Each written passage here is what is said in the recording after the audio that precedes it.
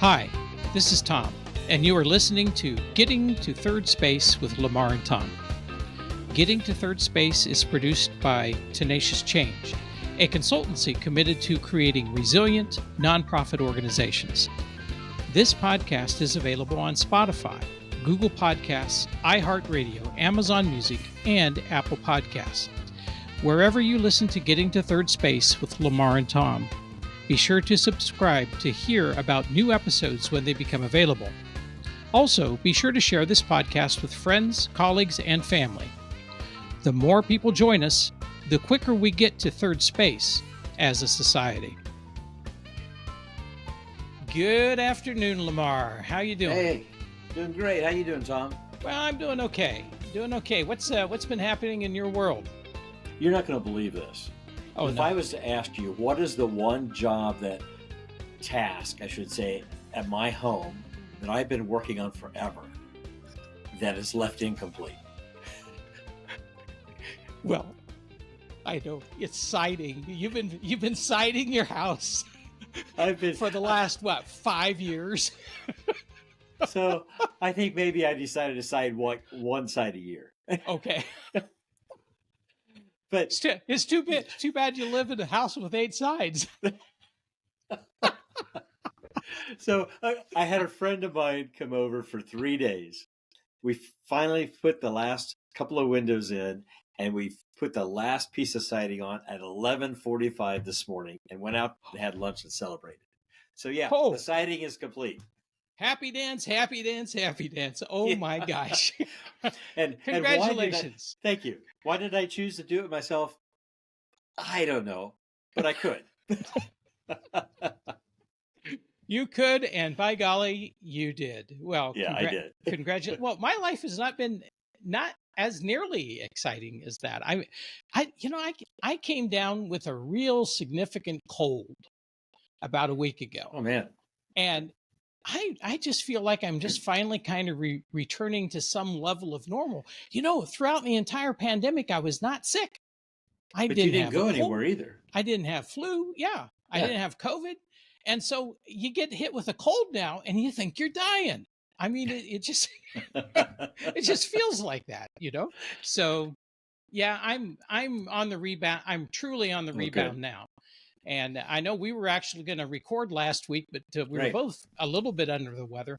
And I'm glad we postponed it to this week because I really am feeling a whole lot better. So, well, it's good to be back and good to have you back then. Well, thank you. Thank you. Right. I'm so happy your siding's done too. Very happy. Me too. So what are we going to talk about today? You know what? I think we've been building kind of this framework about how do we talk about difficult subjects, right? We've given a little bit of that. We know that there are challenges for a lot of people to have this conversation, barriers perhaps that keep us from having the conversations that may be uncomfortable but are really important, whether it's with our family, our friends, or maybe in a larger situation. Certainly, when we take a look at politically, we know that those conversations are very difficult. So, but I'll reduce that all the way down to you and me at home, with our family, with our friends, in where we spend our time. It's important to get an idea of what is it makes it easier or more difficult to have very important conversations. As we've talked in preparation for this, we recognize that there's a lot of different barriers. Some of them are actually internal barriers. And so that's where we're going to start this week, is we're going to talk a little bit about some of the internal barriers that we face. And I guess, what are these? I guess they're kind of like maybe mindsets or attitudes that we hold or beliefs that we hold about ourselves and interaction with other people that sometimes get in the way of making it easier for us to really engage with somebody, particularly when we know that they may not agree with us. Is that a good way to say that, or do you get? I certainly think that that's part of it. Attitude and beliefs that we hold. I think also that within all of us, there's a little bit of fear when it comes to having these kinds of conversations with people that we care about, or even people that we're working with. Um, Maybe a little bit of the unknown, or a little bit of insecurity, maybe not feeling like I'm tooled up well enough or not, for such a conversation. Um, so that there are some barriers that maybe have a little bit more to do with kind of a heightened level of emotion or anxiety. As we were thinking about this, you really kind of just mentioned one of those, which is this anxiety that we have, or maybe the discomfort we have of kind of holding that between us and another person, that fear, that maybe that there is there's something we're going to talk about, or there's some interaction we're going to have that represents something that we're not morally or ethically or even personally comfortable with, and so we may fear that what that feels like to us when that comes up. Is that kind of what you're getting at? Yeah, I think so. I think so. And in addition to that, that maybe we're not, we have this kind of underlying anxiety about how this might turn out or how it might go. There's a bit of another side to that, and I think that we haven't talked about this so much, but I think that it's important to realize that not everything needs to come on the table. I think we need to choose wisely about what it is we do want to talk about, and be prepared in that conversation. Remember, as we talked about last time, be prepared to listen, to learn, to understand, but also realize it doesn't have to be a dump of everything we need to put on the table right now to sort through. So kind of being wise in choosing the time, the place, and kind of the topic we're going to talk about. Is that a little bit like kind of the need to be in control of the conversation? Maybe, yeah, I can see that for sure. That could be an element of it, because we might go into the conversation feeling like we have to control this because of that anxiety and fear we feel, or feeling like if we don't resolve everything here right now, it won't get resolved. So we try to put everything on the table. If you're doing that, Tom, to me, I could respond by shutting down. If that's threatening to me, or if that's not the direction I want, I could shut down. The other side of that is I can begin to feel threatened and push back. And so once we have that going on, we've talked about this before, maybe we need to talk about it some more, is we lose really the direction of what our goal is. And that's to learn and listen. Well, and the other thing that it might trigger is another worry that we sometimes have, another one of those internal barriers that we might have, which is the anxiety or fear or worry actually we have about violence, or and not even physical violence so much as, will this devolve into a shouting match? Will this devolve into a disagreement that includes verbal and emotional violence, maybe the threat of physical violence? Tom, where do you think that, I agree, but where do you think that comes from? Why do we have that fear? Why do we have that fear? I've asked that question, let you ponder it a bit. My concern is, my thought is that we've had experiences and we've had role models that we have seen or experienced that have taken us down that road in the past. Yeah, I think that's a good point. I mean, each of us, none of us knows what personal life the other has lived, and what their background is, and what their own traumas have been. There's also a societal level of violence that we've become more tolerant of it, and there's been much more violent rhetoric that has been used in the last few years. That I find myself, I live just outside of Baltimore and DC. So I turn on the news at night, and the first thing that's on, well, there were 3 people shot here, there were 2 people shot there was a person knifed over here. That's the headlines of the local news. And after a while, you almost become accepting of that level of violence that exists in your world around you. So from real physical violence to emotional violence, which is also very real, and just feeling threatened. And that can happen in a lot of ways. And we'll get into this maybe in another podcast coming up, is some of that interpersonal communication that really can stop a good conversation that may elicit feelings of threat and violence. Yeah, I think that will be a really good and useful conversation for us to have.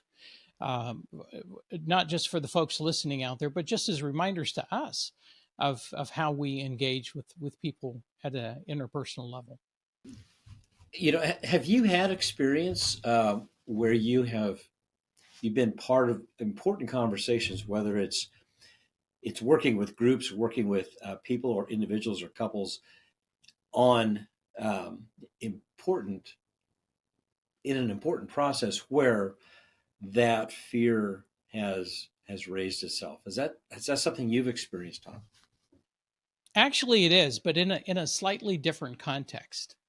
As you know, I spent a number of years doing teen pregnancy prevention work, and I developed a program that we replicated around the country. And one of our first replication sites, I participated in a community meeting. It wasn't supposed to be a community meeting. It was supposed to be a meeting of the curriculum committee at the school, and it turned out to be about 175 people sitting in the auditorium. And I did a 15-minute presentation and then just opened it up for questions. And there were some very hostile comments that came from that group. And the meeting finally ended when one man stood up and screamed at me from the back of the auditorium and challenged me. And fortunately, the meeting ended, but on my way out, I was accosted by another person who got right in my face and screamed at me. I was physically run into by a person that scattered everything that I was carrying all over the place.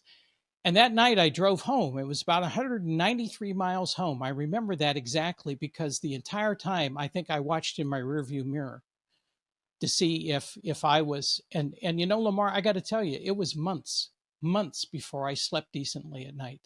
That shook me to my core. Understandably, I think again that's just a good reminder that we don't know. I mean, I've never heard that story from you. We don't know what people bring to the communication, to the conversation. We don't know what might be a trigger, how someone might respond. And so this whole concept of just being in that conversation and aware of the interpersonal dynamics is so important when we're talking about tough stuff. So turnabout is fair play. Have you ever had that experience like that? Something that shook you to the core? Yeah. So the last 11 years of my career, working career, was in as a director of human resources in a manufacturing company of somewhere in the 750 employee range, and had to have multiple difficult conversations sometimes about a person's behavior, a person's employment, and that impacts people's lives, the livelihood. And yes, I mean, in my situation, having to let somebody go because of a behavior that they had that was quite inappropriate and not okay in the workplace, and not only offensive but could be dangerous to others. Um, the person just coming unglued. Now, we had a policy and a process, which I'm very thankful for, having a security available to walk that person out. But I had a very similar response for the next, I don't know how long it was. It was several days afterwards. I scanned the parking lot before I walked out, made sure I was parked near the door. When I drove into the parking lot to work, I scanned the parking lot before I got out. It was just one of those things where I didn't trust the level of anger that the person had exhibited towards me. A difficult conversation that was impacting his life in an incredibly difficult way. But with this time and this place, I just wasn't sure that I should not be looking what's behind my back. Does that make sense? Yep. Yep. Absolutely. Absolutely. I think it's fair to say we've both really had those experiences where we felt like we had to do that scanning and we had to keep checking to make sure, all was good. Well, wow. Well, at the risk of going down rabbit holes we didn't intend to go down. Yeah, we did do that, did we? Okay. Yeah, we did just a little bit. So let's so we've talked about three, at least three, internal barriers: this desire to be in control, our discomfort or fear of the differences we may experience with another person, and then even the worry about it escalating into a more violent kind of situation. But so let's think about the checks against these internal barriers. How is it we need to be thinking to prepare ourselves internally for those more challenging conversations? So we came up with four. We may throw in a fifth or sixth along the way. God only knows when we do this. I mean, whatever strikes us, right? But I think that actually, I think I'll do the first one, and you take the next one, because I seem to remember when we were prepping, you talked a little bit more about that second one, and I'm still trying to get my head around it just a little bit here. So the first one is check your motivation. Ask yourself some very basic questions about why you're going into that conversation. Are you going into the conversation to listen and to learn and to hear the other person? Or is your motivation to convert someone to your position or to strengthen your position? I mean, so many times, I've experienced this in my career. You have in your career. We'll go to these seminars and that on how to change people's thinking, or how to engage people in a way to get them to come along the way you want them to go. And those things, those kinds of sales techniques seem to be the kind of thing that we grab onto fairly easily. And we begin to think about that engagement with the other person as an opportunity to change their thinking. But maybe that's not the opportunity. Maybe the opportunity is, or the motivation needs to be, that we are coming into that conversation to listen and to hear and to learn, with the possibility that it's not they that change, but maybe we adjust some of our thinking. So I think the first thing is really check your motivation. Why are you having this conversation? Looking for a convert? Or are you there to listen and pay attention to what's being said? Yeah, and I think in addition to looking for a convert, I think that there are uh, some who would approach a difficult um, conversation not as a conversation really, but as a platform, and it's it's I have this vision in my mind of a meeting that I was to about a year ago. Okay. And so a gentleman comes into the meeting, and we're talking in this group. We were talking about some very difficult things about working together and being part of a community together. And the person came in with a very clear agenda, a one item agenda, stood up with resources in his hands, demanding that we all listen to his perspective, which we did. Um, and then he sat down without wanting to hear or interact about what other people were responding to him in a very thoughtful ways. It was almost like, don't challenge me. You know, I had my platform. I laid it out for you. You know, talk away, but don't challenge me. so, uh, so check your motivation. Why are we having the conversations in the first place? Yeah, I got to tell you though, that reminded me of a governor's task force I sat on back in my home state of Iowa, right? In which it was a fatherhood task force, and the committee met, and there was this very powerful legislator that was appointed to sit on the committee, but he never came, except one day. He came in and he sat down and he said, "Well, this is what needs to happen." Da da da da da da da. And he got up and he started to leave because he was just going to pronounce what was going to happen, right? And there was some pushback. Let's just put it that way. there was some pushback, and he did not get his way because he didn't realize he was dealing with a group of people that they had some expertise too, and they were not shy. But actually, Tom, that leads us into the second one. The second point is be focused on we more than me. This is a tough one because I often will, have rehearsed my position or my thought or have conversations about what's important to me prior to even having the difficult ones that we're setting up for. And so it's easy to get into that checking my motivation concern and going into the conversation where it's about me and it's not about we. This is so difficult for some folks when the we it becomes about who they identify as the most important people rather than we being encompassing. This is golly, how do I talk about this without putting hot buttons out there? So, I recently I talked with I talked with a friend of mine, actually the guy who was helping me do my side. He was on the library board here in town, and so I asked him. I said, "Hey, have you had any concerns or situations or whatever come up about restricting access to the material?"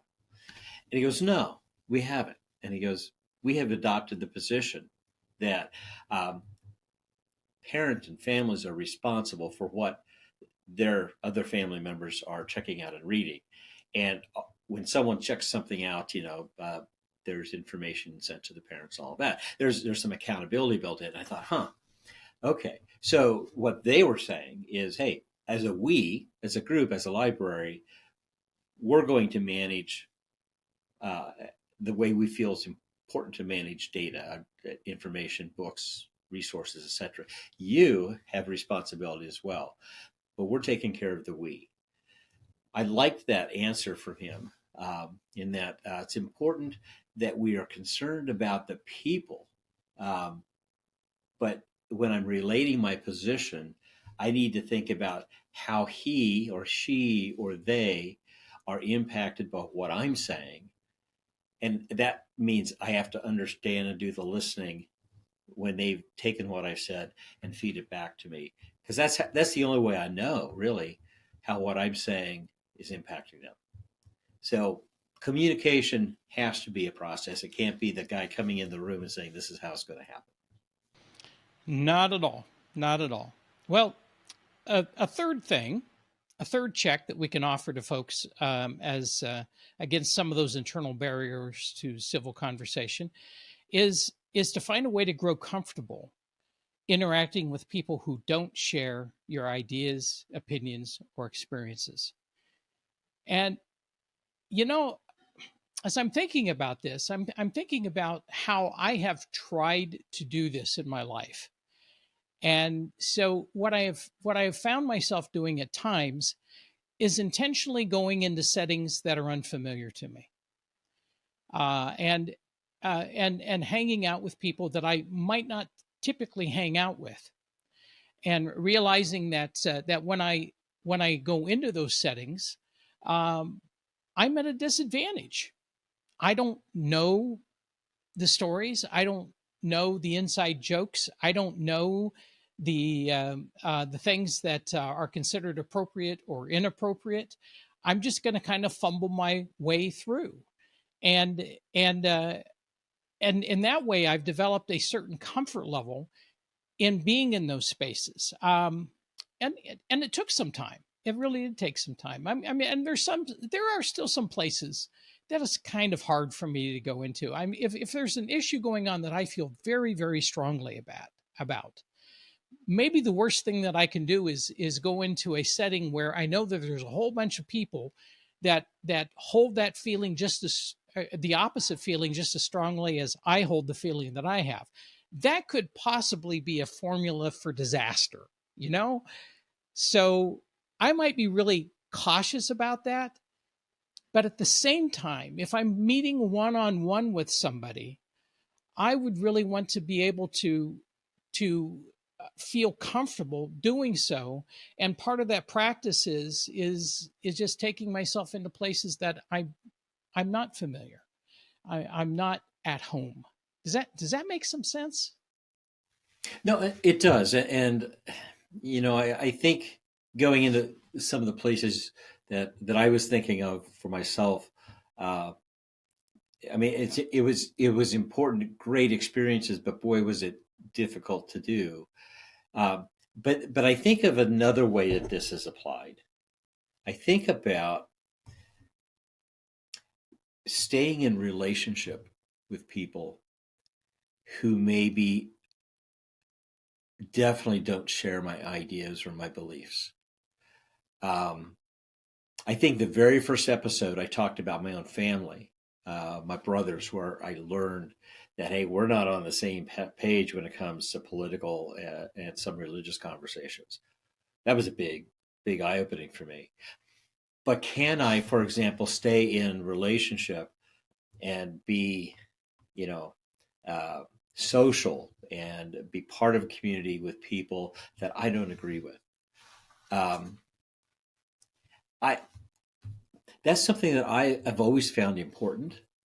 It's it's uncomfortable sometimes, um, because I know sometimes people might identify me differently because of maybe who I'm with or what meeting I'm at or whatever it could be.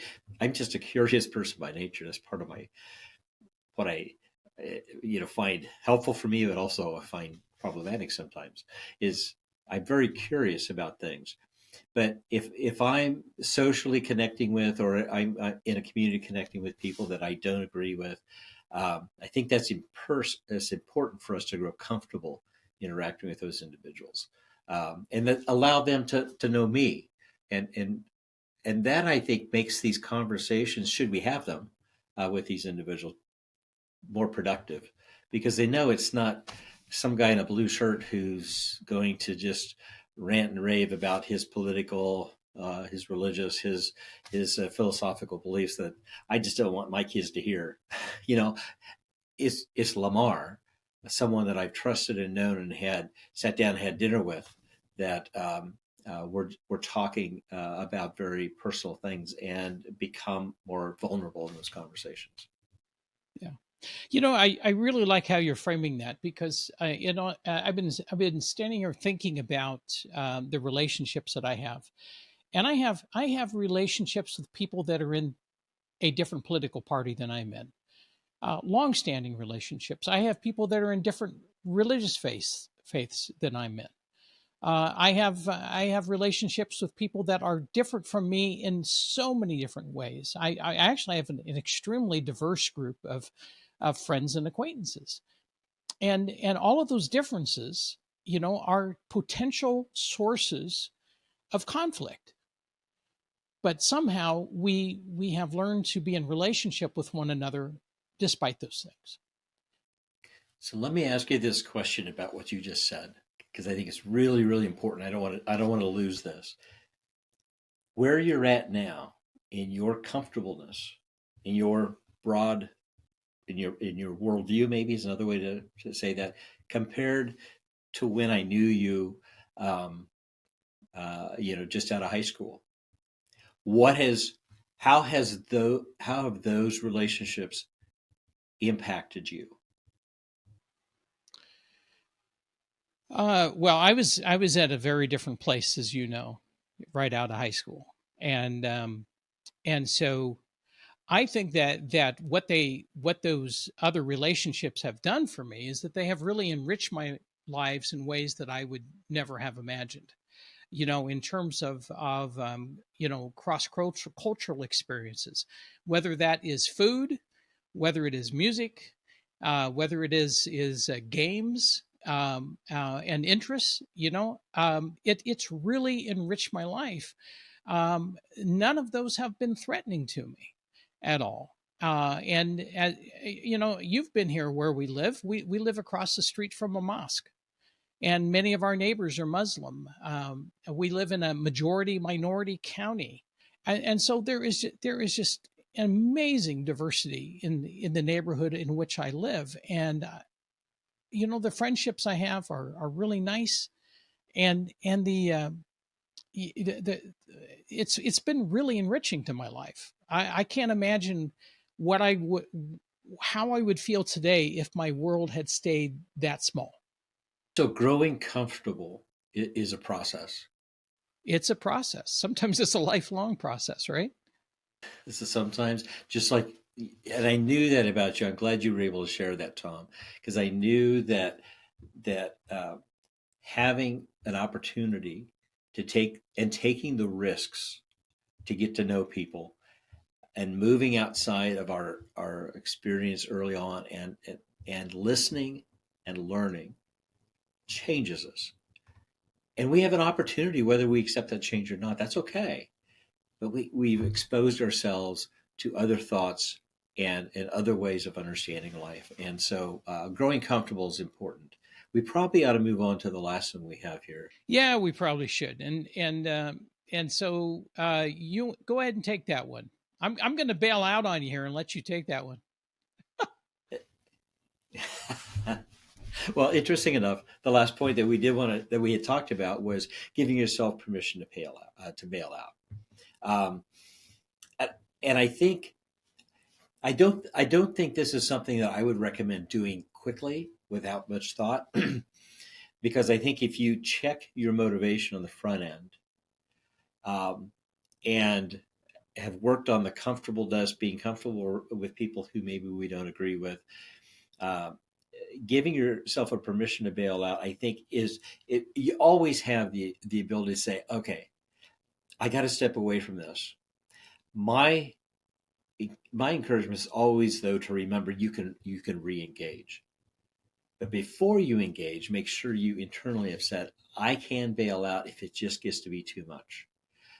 It if I have to have another difficult conversation with someone where I may feel physically threatened, I may bail because I don't have that job anymore. I may bail out a lot quicker and say, yeah, let me just take a step away and let's come back to this conversation again. There, it's a lot like just knowing that we can push a pause button. I don't see bailing out. In fact, bailing out may be a strong term. I don't see bailing out as a withdraw from the potential conversation, but I would say it's more of a timeout. I'm not ready to go down that road. Be honest and open about that. But give yourself permission to say, I'm not committed to having to go down the road as far as I may have gone otherwise. Always we need to give ourselves that permission just to hit the pause button. I'm not ignoring this. I'm not going to say we can't ever talk about this again. I'm just saying that right now I need to pause because I got some things to process, and I can come back and do this the next time, with a fresher perspective and maybe a different way of looking at it. So we've looked at basically three barriers, and there are more. We're going to bring more conversation to the table on barriers. The need to be in control, discomfort or fear of differences, worrying about violence. Those are some things we need to probably visit again. But then we talked about internal guidelines. Um, checking your motivation. Is it more about me or is it more about we? Getting comfortable, interact with people who don't share our opinions or our experiences, and then lastly, giving ourselves permission to bail out. Next time, I think we want to look for some additional guidelines to having a civil conversation and maybe being able to put some things into play. Yeah, I think that's a really good idea. I think that's the direction we need to go. In episode 4, which when will that be happening? Who knows? No. Hey, I got my siding on my house. I'm a little freer, and you're healthy, so you're ready to go. Well, yeah. Hey, we're gonna wrap up today. I think with a couple of bearer stories. And we did not plan on both having bear stories. No. But so Lamar and I, we look for these things that just tickle our funny bone, right?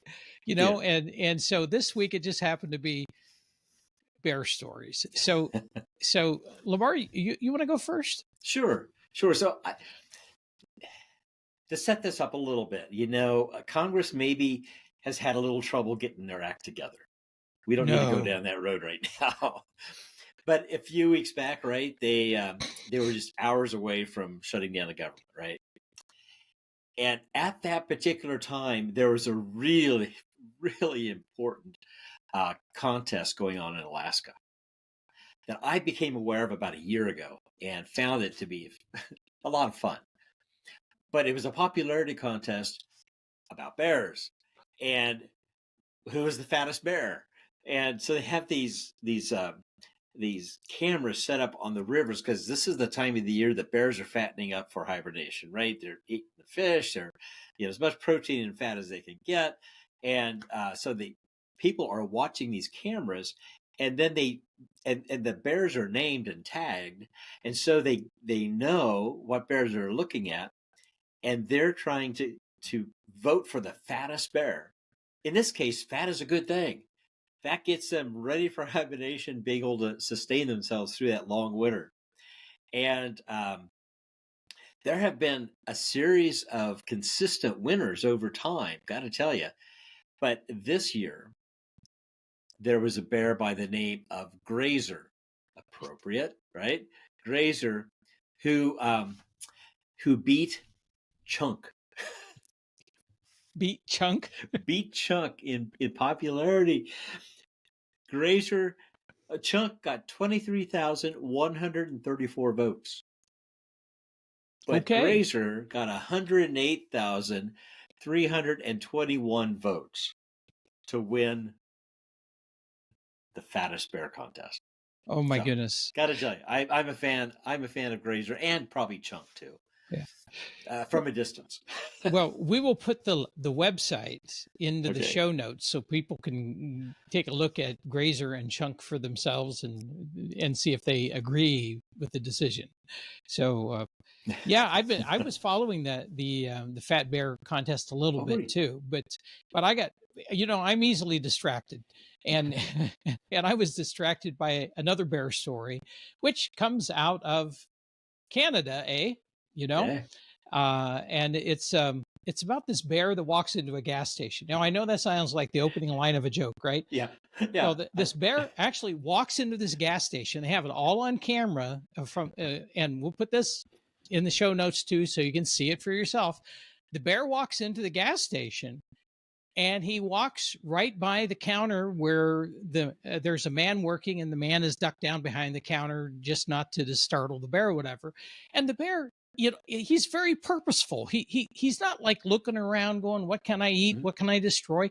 He is very purposeful. He walks to this cabinet where they have set up there a bowl of gummy bears. And he reaches in and he grabs a 70-cent bag of gummy bears, and then he walks out of the store again. Gummy bears. So this raises the question for me: is that considered cannibalism? I'm just wondering here. I'm just wondering. So, and just took one bag. Yeah, just one bag. Just one. So he's not going to get fat. He's not going to win the Fat Bear contest. No. That's for sure. But here's what I want. Wouldn't it be great if maybe those who are listening to this podcast come up with some other endings to their story about the bear who walks into the gas station? Oh, yeah, that would be fun. And maybe says, we'll see what people's creative spirit is encouraging them to say. On Spotify, we can put little quizzes up. And so I'll see if I can set up a quiz. A bear walks into a gas station and yeah, there we go. And tell us what you think he does. So, well, hey, Lamar, we've probably, we're probably done, huh? Okay. I think the bears have done it. All So, right. Well, listen, it's been a good conversation. I would encourage people to join us again next time. You'll if you've subscribed, you'll get a note when we drop the podcast, yep. and we will be moving into some of those interpersonal kinds of things that we talked about today. And we've also we're continuing to develop some possible interviews coming up here in the future. Yeah, absolutely. Sounds Okay. good. All All right. right, Lamar, have a great week. Talk to you soon. You too. Bye bye. Bye. Lamar here. Thank you for listening to Getting to Third Space with Lamar and Tom. Remember to click on subscribe to be sure you get notices about new episodes. Getting to Third Space with Lamar and Tom is a production of Tenacious Change. Opinions and ideas expressed in this podcast are solely those of Lamar Roth and Tom Klaus. And we'd like to hear your opinions and ideas too. You can leave us a voice message on Spotify, or you can email us at the addresses found in the show notes. Also, in the show notes, you can find links to some of the things we talk about today, so you can check them out yourself. Until next time, keep moving toward third space.